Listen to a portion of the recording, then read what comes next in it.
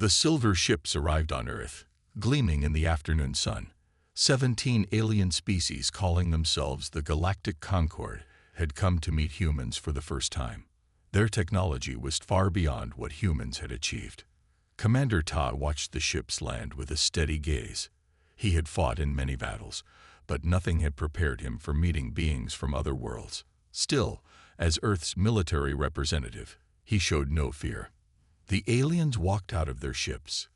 The Vexteri were the most impressive, tall beings with 4 eyes and bodies covered in natural armor plates.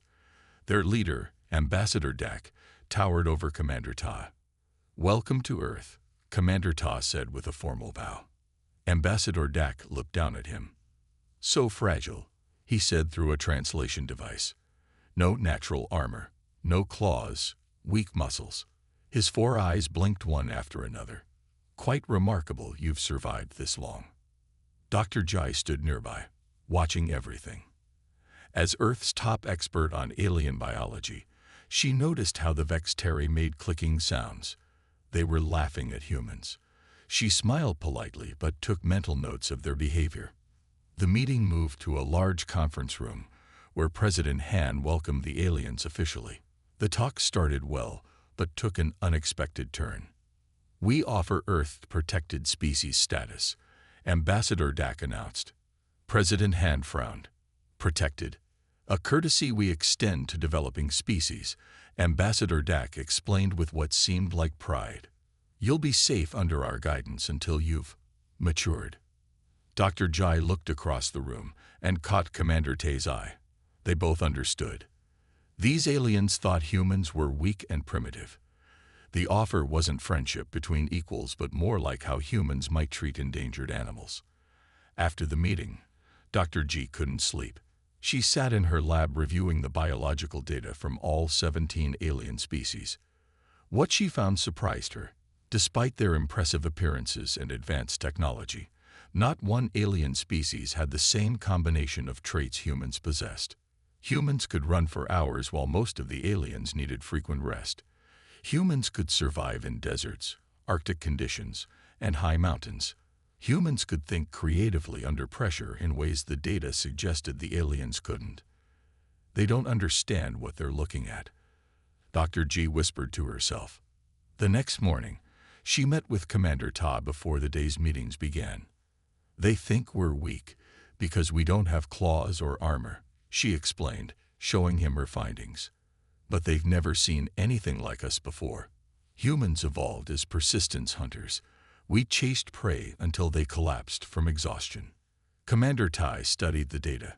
"So we have advantages they don't recognize." "Exactly. Look at their endurance ratings. None comes close to humans. Their bodies evolved for short bursts of energy, not sustained effort. And our temperature regulation through sweating. They have nothing like it." Commander Ta smiled for the first time since the aliens arrived.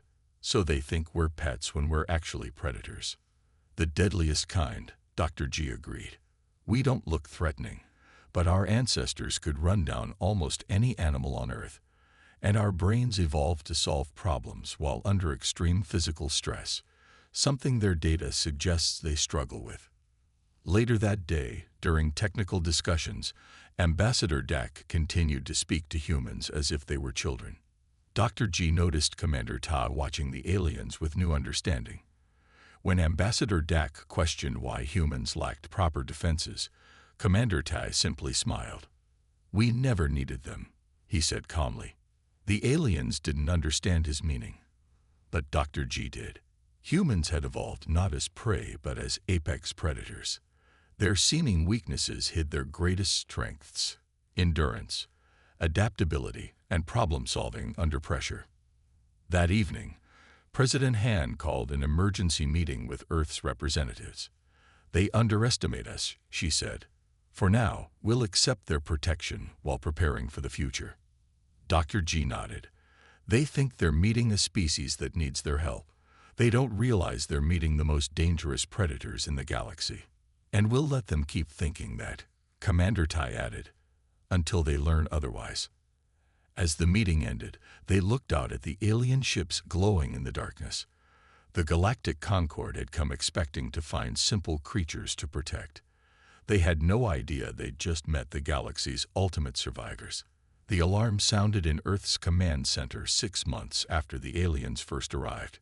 Commander Tad rushed to the main screen where urgent messages from space appeared.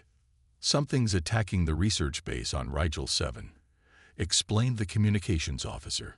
"The Concord is requesting emergency assistance." The screens showed glimpses of chaos, strange creatures moving fast through corridors, attacking both humans and aliens. The Rigel 7 facility was home to scientists from Earth and the Galactic Concord studying the planet together. Commander Ta watched with growing concern as the Vextari military sent their best soldiers to handle the situation. Ambassador Dak appeared confident. "Our elite units will resolve this quickly," Ambassador Dak announced.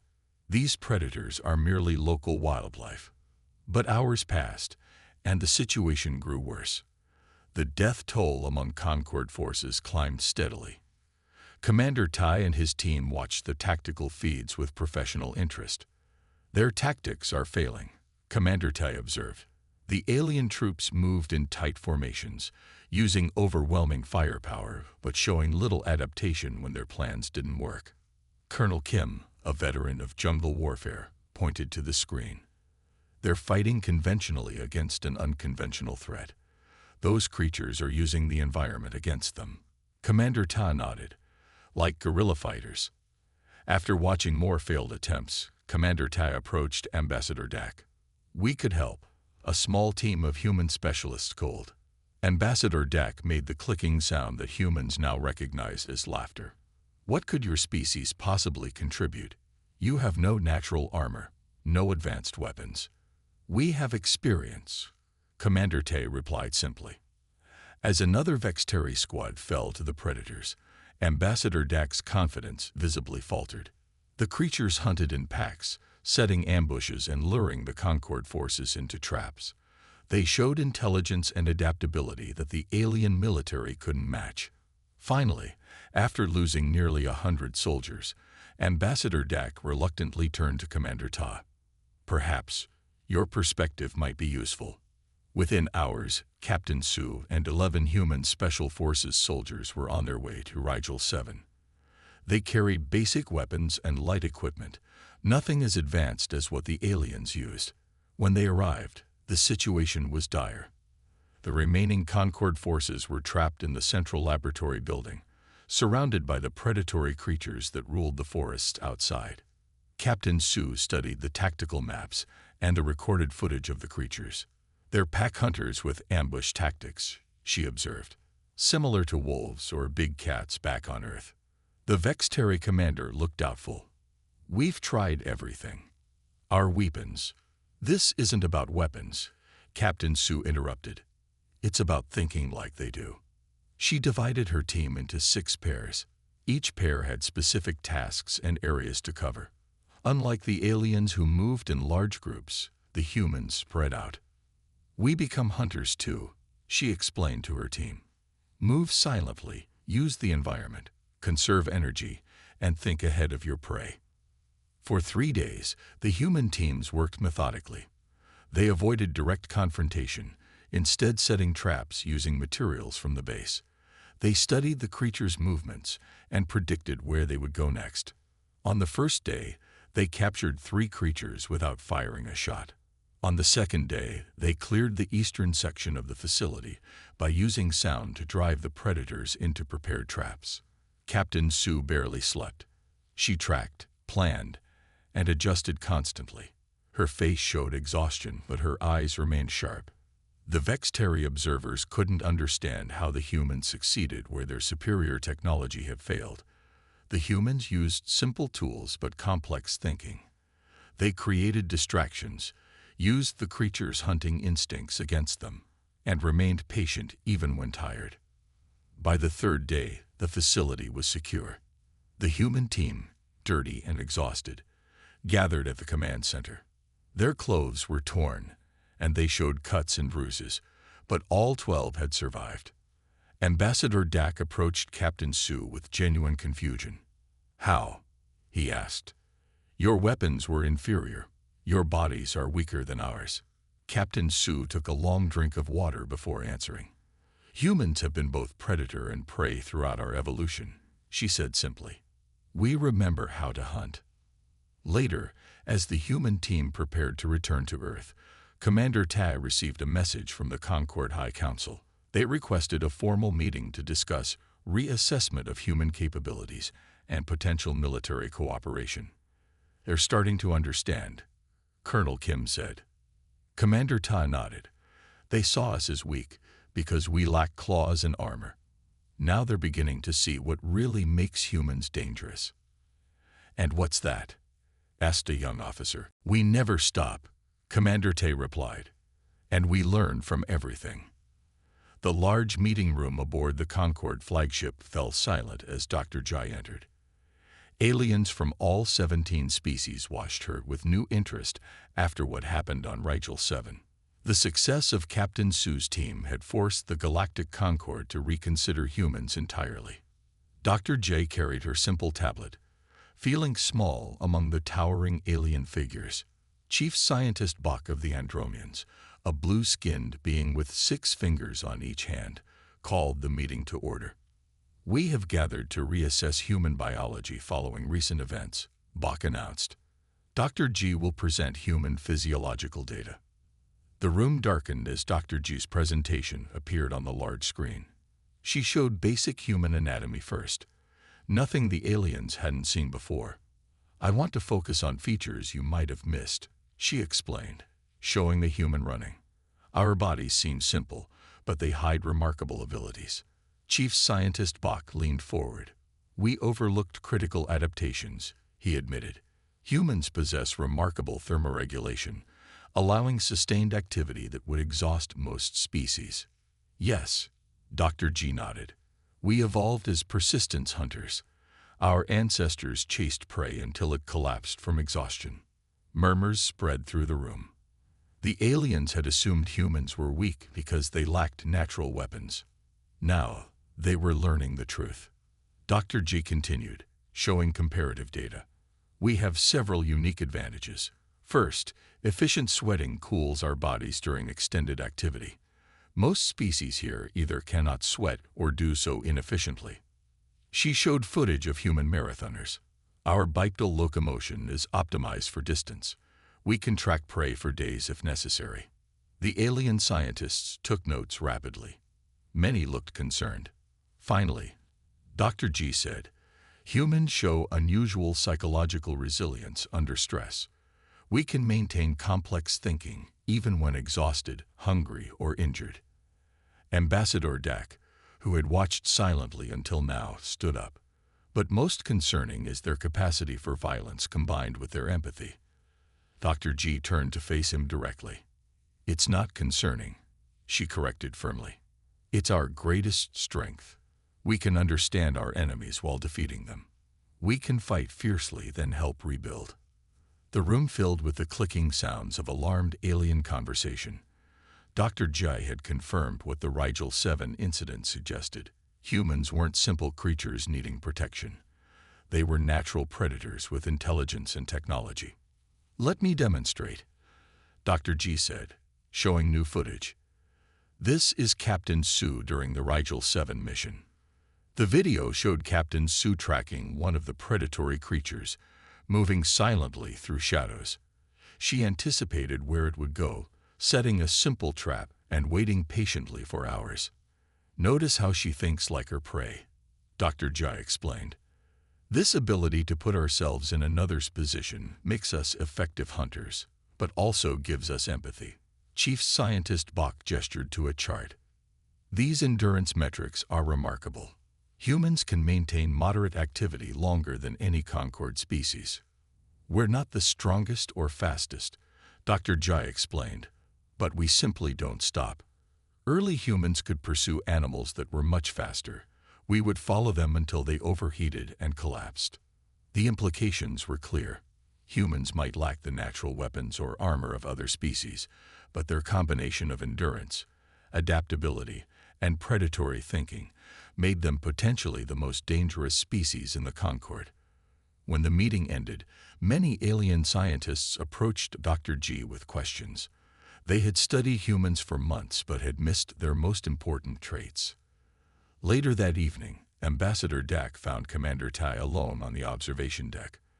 The Vextari approached cautiously, his mandibles twitching nervously.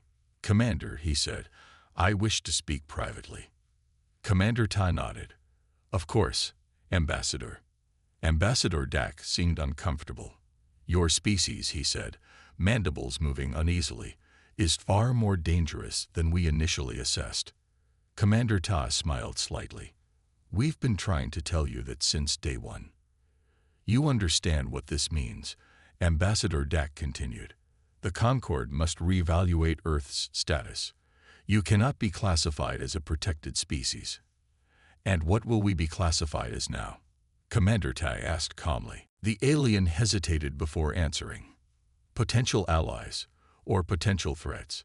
The Council hasn't decided." Commander Ta looked out at the stars. "We're the same people we were when you arrived, Ambassador. The only difference is now you're seeing us clearly." Ambassador Dak made a gesture of agreement. "The Rigel 7 incident showed us what 12 humans could do. I find myself wondering what 7 billion might accomplish." "That depends," Commander Tay replied, "on whether the Concord treats us as equals or as specimens." As Ambassador Dak left, Commander Tai remained watching the stars. The Concord had arrived expecting to find helpless creatures needing protection. Instead, they had found humanity, a species that had evolved as apex predators on a dangerous world. The galaxy would never be the same. The attack started during what seemed like an ordinary day. Alarms blared throughout the Concord Command Center as reports flooded in from multiple star systems. Emergency lights flashed, turning the room red. "What's happening?" Commander Tai asked, rushing to join the alien officials. "We're under attack," Ambassador Dak replied, his 4 eyes blinking rapidly in distress. "The hive has returned." The main screen showed planets burning. Billions of insect-like creatures poured from massive ships, overwhelming defenses on 12 Concord worlds at once. The creatures moved with one purpose, as if controlled by a single mind. "The hive is a collective consciousness," Ambassador Dak explained, seeing Commander Taz's confusion. "They share one mind across billions of bodies. We fought them a century ago, but thought they were gone forever." Within hours, the Concord Council gathered for an emergency meeting. For the first time, Earth's representatives were seated at the main table, not in the back as observers. The change was not lost on Commander Ta. General Rack, the highest military leader of the Vextari, stood before the council. His armor showed signs of recent battle. "Our standard tactics are ineffective," he admitted, his voice heavy. "The hive adapts too quickly to our formations. We attack one way, they adjust, and we suffer heavy losses." Ambassador Dak rose from his seat. The confident alien who had once mocked humans now looked directly at Commander Ta with new respect. "The Concord formally requests Earth's military assistance in this conflict," he announced. The room fell silent. Just months earlier, humans had been classified as a protected species. Now they were being asked to help fight a galactic war. Commander Ta nodded. "Earth will help. We'll need access to your technology and transportation." President Han added, "and equal say in strategic planning." Within weeks, humans and aliens worked side by side. The newly formed Terran Defense Force included soldiers from many Earth nations. Human engineers surprised the aliens with their creative approaches to weapon design. "Why make it so simple?" asked an alien engineer, looking at a modified rifle. "Because simple things break less often," replied the human engineer. "And when they do break, they're easier to fix in the field." Colonel Min, a veteran of desert warfare on Earth, led the first major battle against the Hive in the Proxima star system. The aliens expected her to follow standard Concord military doctrine. She did not.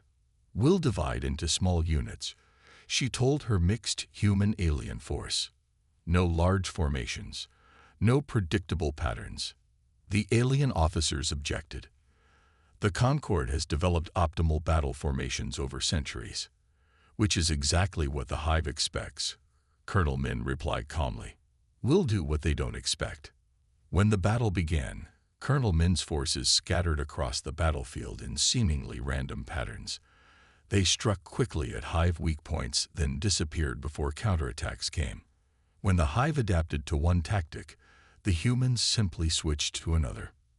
From the command ship, Ambassador Dak watched with Ambassador Dak and other Concorde leaders. The battle displays showed small human-led teams moving in ways that seemed chaotic.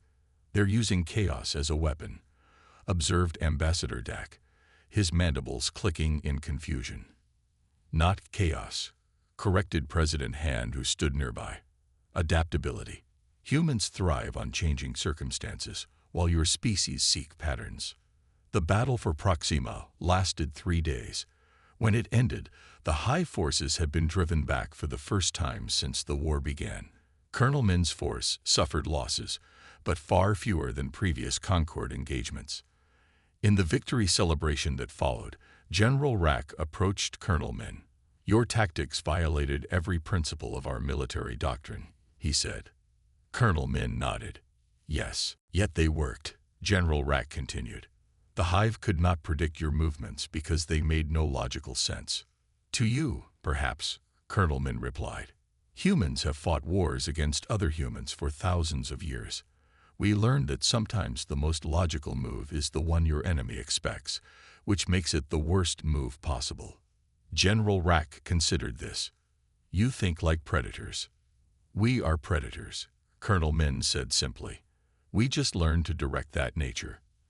After the Proxima victory, Concorde forces throughout the galaxy began adopting human tactical doctrines. The war was far from over, but for the first time, there was hope. The species that had once been dismissed as weak had become the Concorde's greatest asset. As Commander Tad watched human officers training alien troops in the new methods, Ambassador Dak joined him. We were wrong about humans, the alien admitted. Yes, Commander Tad agreed. But being wrong can be valuable if you learn from it. The Hive thinks it's fighting the Concorde, Ambassador Dak said. It doesn't realize it's now fighting humans. And that, Commander Tay replied with a slight smile, is our greatest advantage. 1 year into the war with the Hive, humans led most of the important military operations. The Concorde's alien species, once so confident in their superiority, now followed human commanders into battle. Admiral Sue, once Captain Sue who saved the Rigel 7 base, stood before a large tactical map. Around her, alien military leaders listened carefully to her words. The Hive thinks like one mind because it is one mind, she explained. This is both its strength and its weakness. She pointed to battle recordings showing Hive forces reacting to human tactics. They cannot comprehend our unpredictability, Admiral Sue continued. The Hive expects logical responses to their actions. They cannot process that we might choose the illogical path deliberately. General Rack nodded slowly. The Vextari commander had learned to respect human thinking. Their confusion when faced with human tactics is visible. They pause, as if struggling to understand. Exactly, Admiral Sue agreed. And in that pause, we strike.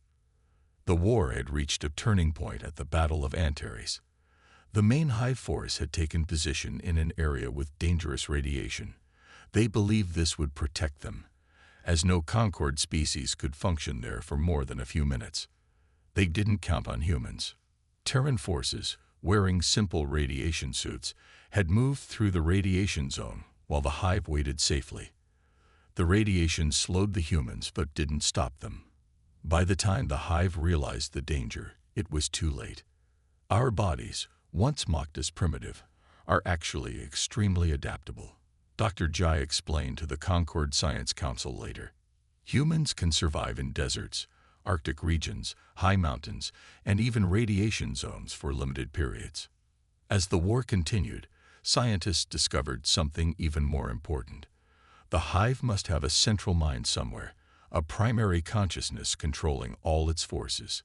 If we could find and disrupt it, Admiral Sue suggested, "We might end this war at once." After months of careful intelligence work, they found it. The Hive's central consciousness, hidden on a distant moon deep in Hive territory. The problem was reaching it. Hive forces protected their core mind fiercely. Admiral Sue proposed a daring plan. A small team would slip past Hive defenses and plant a device that would disrupt the central consciousness. "This violates all strategic protocols," protested General Rack when he heard the plan. "A small team cannot penetrate Hive defenses. It's impossible." "Exactly why it will work," replied Admiral Sue. "They believe it's impossible, so they won't expect it."